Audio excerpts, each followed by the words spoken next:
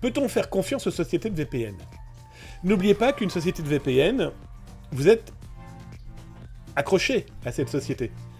Parce que cette société, si vous avez un abonnement, même gratuit, elle a besoin de votre login, votre mot de passe, elle a besoin de plein de choses pour savoir qui vous êtes. Elle log. Qu'elle le dise oui ou non, elle log. On l'a vu énormément avec tous les cas d'arrestation, de saisie ou de fuite de données. Et donc justement, merci à Baobao d'avoir proposé le sujet. Ça faisait partie d'une actualité du jour. Eh ben, sautons sur l'occasion.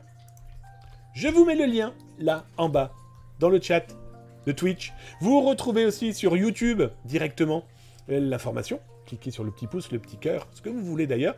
Ça vous permettra d'en savoir un petit peu plus. Toujours est-il que SuperVPN, il a été découvert 360 millions...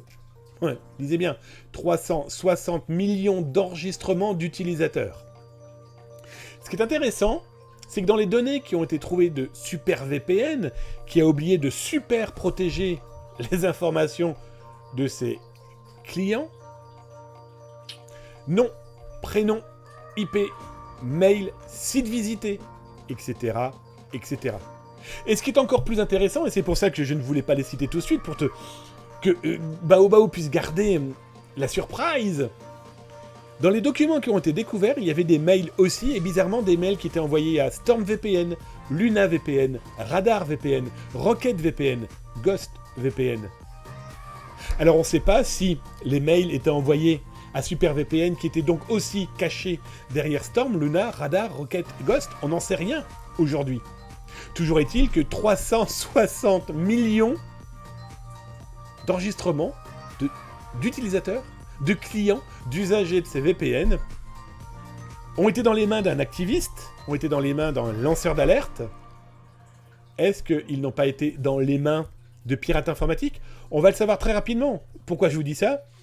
Le petit frère de Red Forum et de Brave Forum, qui est lancé depuis le mois de mars, ça y est, il vient d'exploser.